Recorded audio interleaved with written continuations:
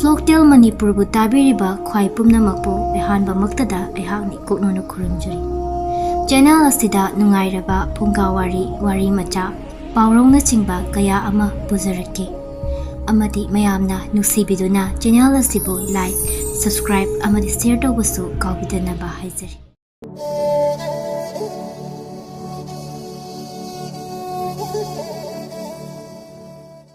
Ngasi pujarakliba wari asigi mamingdi Thambougi angakpa pukhri. Haina mamangai matamni apikpa khungang macha amada thopa amadi Thambou kauba machin manau ani leirambu oiri. Makhoi ani mama leiringai matamdadi yamna nungsi chanana leiminnarakpani. Mamana leikhidaba tha kharagi matung thopagi wakhaldu onba hauраklami. Masi pumbasi maaki loinabi memchana pumnamak wahelakpani. Memcha mabukjal yamna pikpi oijabada thibi nupini. Thambou amadi leima makhoi ani sukhangni. Adubu nong matadi wahai amata hairudi adumak tumina laisalami. Nongma numid amani thopa Thambou amadi memcha leima makhoi maridu punna ka amada phaminaduna wari sarami. Thambouna thopada yengduna Tacho aikhoibu kaurisibu kai haige thopa haipet khogdiem laga kainoni sumdobani haujikti imasu laikhidre aduna aikhoi ichin inau anigi lairi balau hingkholse tangkhai chap sani thoknarasi isa na khai ama sengnarasi. Wafam asi taabada Thambou amadi leimadu haifet yengnei. Thopa adumak makha tarai. Aduna nayambana munna khallabagi tungda nangisu aigisu kaidaba nungainaroidaba leitanaba sum tawrasi sese siyeng patra asigi manungda aina che mathup ani thupchinduna haplabani.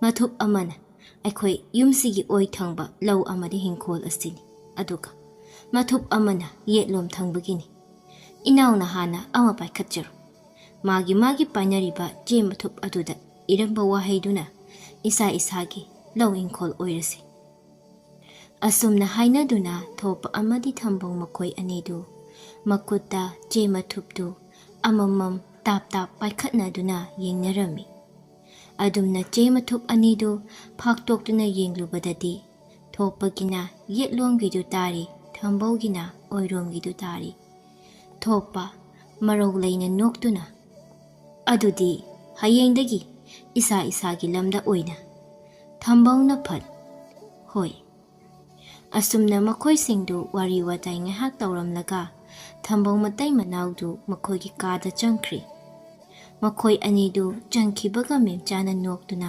usittabagi maong mana hairei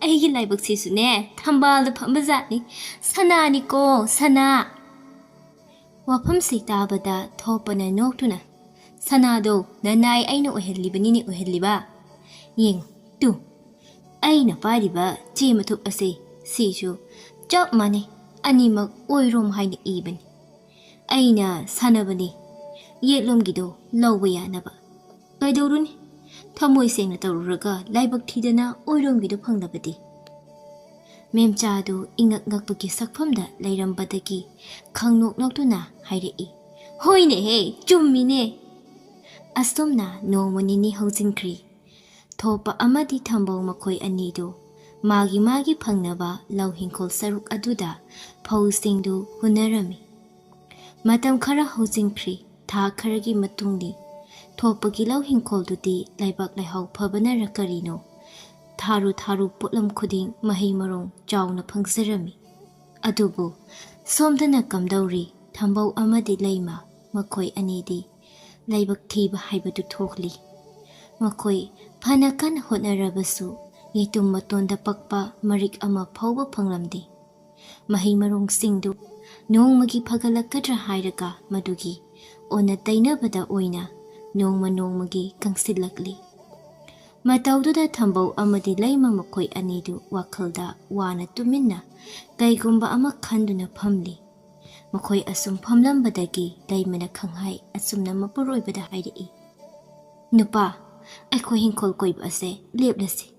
Madugi mahut akhoi gi lairiba lau hinkol singse loina pukhri oina tawthoklasi. Aduga nga makhal kaya ama thaduduna oina yoklasi.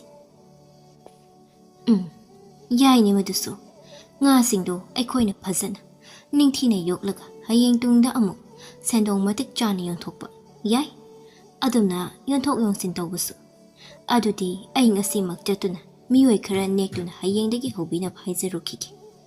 Asumna nomanini housingkri Thambou amadi laima makhoi aniki pukhri dusu mioi mangamuk nektuna tawba hori. Thabak suriba mioi singdusu makhoi aniki laibak macha taba matawdu ubada thamoi pena pukhri du yamna harauna masada awaba sokthaba amata leita tawbirami. Adubu thopa makhoi matai manaw anina makhoi gi lau khaunabagi haidana nekliba ahal nupa adudi mabukningda sauningba warawbana pikthalli. Mahak tangai phadabagi seldu leimandabagi thabak adu upai leita suba tarami. Ahal nupadu thabak asum surambadagi memchada yengduna tapli haizarei. Ibema ising khita thakke. Memcha sat launa. Leite karaidigi ising no. Na khoi kumbata pithangnaba ising do leite. Suriba thabak adu ningthina sugedi haidradana ngahak leita adu piru ada piru. Ngamjadre madu pumba singdo nayumdagi puro. Akhoi gi haibabu awaman matik chana pigani. Ahal nupadu memchana kumdorakliba pakomsida wahai amatadi haizaba ngamjade yamna nungaita domina laisankirami. Somdasu thopagi tawriba pukhridu loisilakli. Isingsu marik ainungdagi tapli phaugatpa haurakli. Matawdu ubada makhoi singdu yamna haraujarami. Adubu harauribadu mikup kharagi tungda swaima khiduna angakpa sakfamda loina onsinnakri. Phaugalakliba isingduna maithakta thangatuna thambagum prok sauduna asaba oina tholaklabada. Madu ubada pukhri tawbada yauriba nupa amana sat ngakna hairei. Kari matawnu side. Asumna mayam singdu ngakpana kham thengnari. Thambou amadi laima makhoi anidi ningjaramba khudingma kairabada wakhaldu yamna nungaijaramdi. Makhuta lejaramba sel khara adusu pukhri tawnaba hotnabada loina sinna thokirami. Upai leitraduna mayambagi manakta lakduna handaki tha asimadi imungi oiba kaigomba hiram amatada sel puthokpa ngamlaroi haijarami. Minungsti leitaba mayamba mataimani manawgi awabadu hangbida memchana usitana asumna hairakli. Akhoina pumnamak hotnaw hairabadi Thambou nakhoi anina imungi thabak khuding hotnaba tabani. Akhoigi ikhada akhoina hairiba khuding induna chatpa tabani. Wafam sitabada Thambou amadi laima makhoi anidu haifet yengnaraga mamai mami singdu ingangang sinna tapna chapmanana khumdai. Hoi. Asuna numit asidagi Thambou matai manawdu thopa amadi memchagi makhada minai amadagi tadana yamna wana khangla ami. Nongma numit amani memchadu laimabu kauraktuna asumna hairei. Hai, isingdo khita sahalamu. Ing masida ay aying banagalu sa bangamlaroi. Laimana. Hoi iti. Asi haramdo na laimadu masado imangmangna maninglom na thogla ami. Mahaki matawdu maningda singkhado na lairamba Thambou na urado na hangla ami. Laima tapna. Ako'y sibu asum na kayang kuy na lekidoy. Wahay sida Thamboudu ngayhakdi kumbam khangda tumin layram laga tapna. Kaishu kahe na khanjalun. Ako'y gisusoydana nungayba matam haibado nongmudi lakini. Honabada lep kumsi. Ado, nangbu maningsida kaidobo no laklisibo. Nangbu pi kara suhogdayne. Isena iruzanaba ising kara sahalamu haye. Handaki Thambou laimagi wahay sitaraga wakal ama satpay salai. Nomi dauna asumna haraklami. Maydo tagalurano. Laimana. Kaige. Chalo. ꯑꯩꯈꯣꯏꯒꯤ ꯄꯨꯈ꯭ꯔꯤꯗꯒꯤ ꯁꯣꯛꯂꯨꯔꯣ ꯏꯁꯤꯡ ꯂꯨꯝꯕꯒꯤ ꯃꯊꯧ ꯇꯥꯗꯦ ꯍꯥꯟꯅꯗꯒꯤ ꯁꯥꯗꯨꯅ ꯂꯩꯔꯕ ꯏꯁꯤꯡꯗꯣ ꯃꯗꯨ ꯑꯣꯏꯅ ꯁꯣꯛꯀꯠꯇꯨꯅ ꯄꯤꯔꯣ ꯏꯇꯩꯃꯒꯤꯗꯨ ꯑꯗꯨꯒ ꯑꯃꯅ ꯑꯩ ꯍꯌꯦꯡꯗꯒꯤ ꯑꯁꯥꯕ ꯏꯁꯤꯡ ꯌꯣꯜꯂꯅꯤ ꯃꯦꯝꯆꯥꯗꯨ ꯊꯝꯕꯧꯒꯤ ꯋꯥꯗꯨ ꯀꯩꯁꯨ ꯈꯟꯖꯟꯗ ꯇꯥꯔꯝꯕꯗꯒꯤ ꯑꯔꯣꯏꯕ ꯋꯥꯍꯩ ꯃꯇꯦꯛꯇ ꯑꯉꯛꯄ ꯐꯥꯎꯅ ꯍꯥ ꯀꯩꯕꯣ ꯑꯩ ꯋꯥꯈꯜ ꯑꯃ ꯂꯥꯛꯂꯤꯅꯦ ꯌꯦꯡꯉꯨ ꯃꯌꯥꯝꯅ ꯏꯁꯤꯡ ꯂꯨꯝꯅꯕ ꯍꯣꯠꯅꯔꯤꯕꯁꯦ ꯅꯪ ꯑꯩꯈꯣꯏꯁꯨ ꯑꯔꯨꯝꯕ ꯏꯁꯤꯡ ꯊꯛꯄ ꯄꯥꯝꯃꯤ ꯏꯪꯊꯝꯊꯥꯒꯤ ꯃꯇꯝꯗꯗꯤ ꯑꯔꯨꯝꯕ ꯑꯁꯥꯕ ꯏꯁꯤꯡꯅ ꯍꯛꯆꯥꯡ ꯑꯁꯤ ꯁꯦꯡꯗꯣꯛꯅꯤꯡꯉꯤ ꯑꯁꯥꯕ ꯏꯁꯤꯡꯒꯤ ꯃꯊꯧꯁꯤ ꯑꯩꯈꯣꯏꯒꯤ ꯄꯨꯟꯁꯤꯗ ꯅꯣꯡꯃꯇ ꯑꯋꯥꯠꯄ ꯌꯥꯕ ꯅꯠꯇꯦ ꯃꯁꯤꯕꯨ ꯂꯨꯝꯅꯕ ꯃꯩ ꯏꯁꯤꯡ ꯃꯇꯝ ꯀꯌꯥ ꯑꯃ ꯆꯪꯏ ꯃꯁꯤꯕꯨ ꯀꯣꯛꯅꯕ ꯑꯩ ꯍꯌꯦꯡꯗꯒꯤ ꯑꯩꯒꯤ ꯄꯨꯈ꯭ꯔꯤꯒꯤ ꯑꯁꯥꯕ ꯏꯁꯤꯡꯁꯦ ꯌꯣꯜꯂꯅꯤ ꯂꯩꯃꯅ ꯑꯗꯨꯕꯨ ꯃꯌꯥꯝꯅ ꯂꯩꯕꯨ ꯂꯩꯕꯤꯒꯗ꯭ꯔꯣ ꯊꯝꯕꯧꯅ ꯀꯩꯗꯧꯕꯒꯤ ꯂꯩꯔꯣꯏꯗꯣꯏꯅꯣ ꯂꯩꯒꯅꯤ ꯑꯩꯅ ꯊꯥꯖꯩ ꯁꯣꯏꯗꯅ ꯃꯤꯌꯥꯝꯅ ꯂꯩꯈꯤꯅꯤ ꯑꯁꯨꯝꯅ ꯅꯨꯃꯤꯠ ꯑꯁꯤꯃꯁꯨ ꯍꯧꯈ꯭ꯔꯦ ꯃꯊꯪꯒꯤ ꯅꯨꯃꯤꯠꯅꯤ ꯊꯝꯕꯧꯗꯨ ꯃꯍꯥꯛꯅ ꯍꯥꯏꯈꯤꯕ ꯃꯇꯨꯡ ꯏꯟꯅ ꯃꯍꯥꯛꯀꯤ ꯄꯨꯈ꯭ꯔꯤꯗꯨ ꯑꯁꯥꯕ ꯏꯁꯤꯡꯗꯨ ꯌꯣꯟꯕ ꯍꯧꯔꯤ ꯑꯉꯛꯄꯗꯤ ꯊꯝꯕꯧꯅ ꯍꯦꯛ ꯏꯁꯤꯡꯗꯨ ꯌꯣꯟꯕ ꯍꯧꯕꯒ ꯃꯈꯣꯏꯒꯤ ꯈꯨꯟꯖꯥꯁꯤꯡꯗꯨ ꯃꯈꯨꯠꯇ ꯄꯥꯇ꯭ꯔ ꯑꯃꯃꯝ ꯄꯥꯏꯗꯨꯅ ꯂꯣꯏꯅ ꯂꯩꯕ ꯂꯥꯛꯅꯔꯝꯃꯤ ꯃꯧ ꯅꯍꯥ ꯑꯃꯅ ꯃꯈꯨꯠꯇ ꯁꯅꯥꯕꯨꯟ ꯑꯃ ꯄꯥꯏꯗꯨꯅ ꯑꯁꯨꯝꯅ ꯍꯥꯏꯔꯛꯏ ꯇꯥꯗꯥ ꯑꯩꯒꯤ ꯁꯅꯥꯕꯨꯟ ꯑꯁꯤꯃ ꯏꯁꯤꯡꯁꯦ ꯂꯧꯈꯤꯕꯗ ꯀꯌꯥ ꯂꯧꯗꯣꯏꯅꯣ ꯊꯝꯕꯧꯅ ꯏꯕꯦꯝꯃ ꯌꯥꯝꯗꯦ ꯂꯨꯄꯥ 10 ꯈꯛꯇꯅꯤ ꯃꯧ ꯅꯍꯥꯗꯨ ꯅꯣꯛꯂꯒ ꯏꯁ ꯑꯗꯨꯗꯤ ꯐꯔꯦꯗ ꯅꯨꯡꯇꯤꯒꯤ ꯍꯦꯛ ꯂꯧꯕ ꯂꯥꯛꯀꯦ ꯌꯥꯝꯅ ꯍꯣꯡꯉꯤ ꯁꯤꯡ ꯃꯄꯨꯜ ꯑꯃꯅ ꯍꯦꯟꯅ ꯇꯥꯡꯈ꯭ꯔꯦ ꯑꯁꯨꯝꯅ ꯅꯨꯃꯤꯠ ꯑꯁꯤꯒꯤ ꯅꯨꯃꯤꯗꯥꯡꯒꯤ ꯃꯇꯝꯅꯤ ꯊꯝꯕꯧ ꯑꯃꯗꯤ ꯂꯩꯃ ꯃꯇꯩ ꯃꯅꯥꯎ ꯑꯅꯤꯗꯨ ꯃꯈꯣꯏꯒꯤ ꯀꯥꯗ ꯐꯝꯗꯨꯅ ꯉꯁꯤ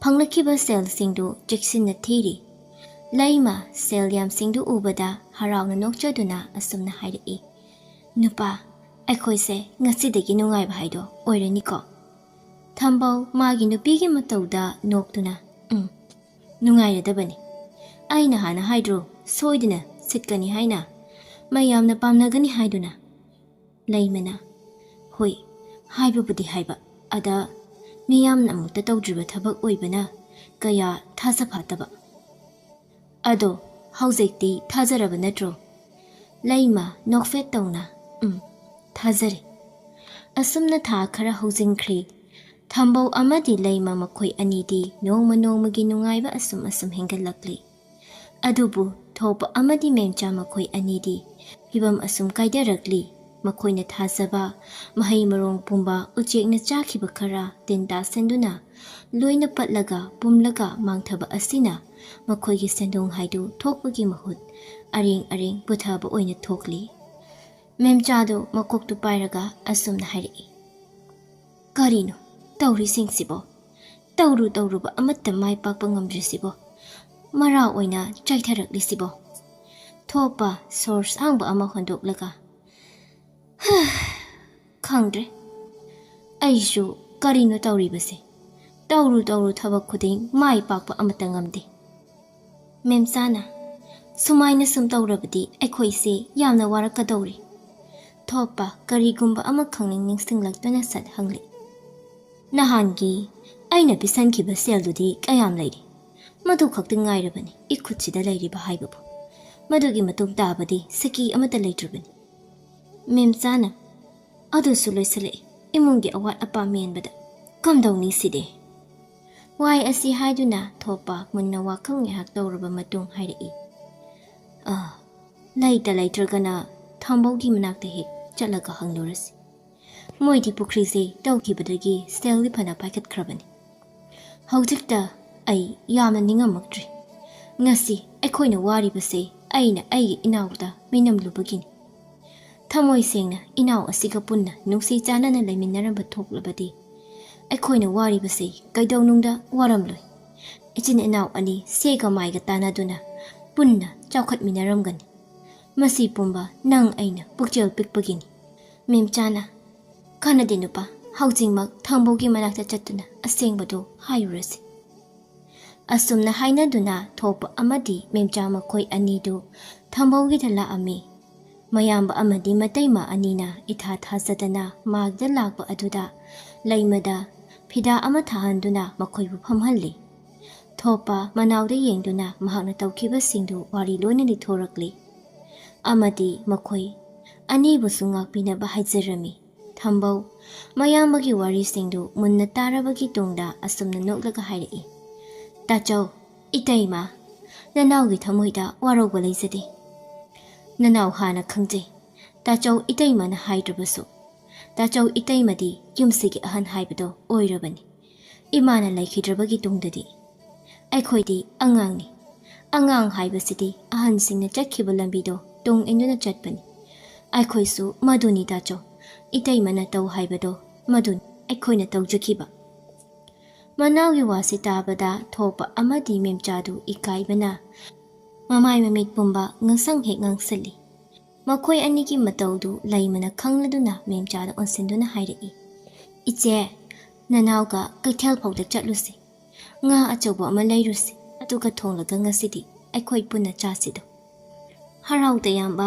ꯐꯣꯡꯗꯣꯛꯄ ꯑꯣꯏꯅ꯫ ꯇꯥꯆꯧꯒ ꯏꯇꯩꯒꯅ ꯂꯥꯛꯂꯤꯕ ꯃꯌꯥꯝꯁꯦ ꯑꯣꯛꯄꯨ ꯑꯣꯏꯅ ꯂꯩꯖꯍꯧꯔꯁꯅꯤ꯫ ꯐꯖꯕ ꯐꯤꯖꯣꯜꯁꯨ ꯂꯩꯊꯣꯔꯛꯁꯤ ꯏꯆꯤꯟ ꯏꯅꯥꯎ꯫ ꯃꯦꯝꯆꯥ ꯂꯂꯠ ꯇꯧꯅ ꯍꯣꯏ ꯍꯣꯏ꯫ ꯂꯩꯃꯅ ꯑꯗꯨꯗꯤ ꯂꯥꯛꯑꯣ ꯏꯆꯦ, ꯊꯣꯛꯑꯁꯦ꯫ ꯑꯁꯨꯝꯅ ꯅꯨꯃꯤꯠ ꯑꯁꯤꯗꯒꯤ ꯊꯣꯞꯄ ꯑꯃꯗꯤ ꯊꯝꯕꯧ ꯃꯈꯣꯏ ꯑꯅꯤꯗꯨ ꯃꯥꯒꯤ ꯃꯥꯒꯤ ꯅꯨꯄꯤꯁꯤꯡꯒ ꯂꯣꯏꯅꯅ ꯌꯥꯝꯅ ꯅꯨꯡꯁꯤꯅꯅ ꯄꯨꯟꯅ ꯑꯔꯩ ꯂꯩꯇ ꯇꯥꯟꯅꯗꯨꯅ ꯅꯨꯡꯉꯥꯏꯅ ꯄꯥꯟꯈꯤ꯫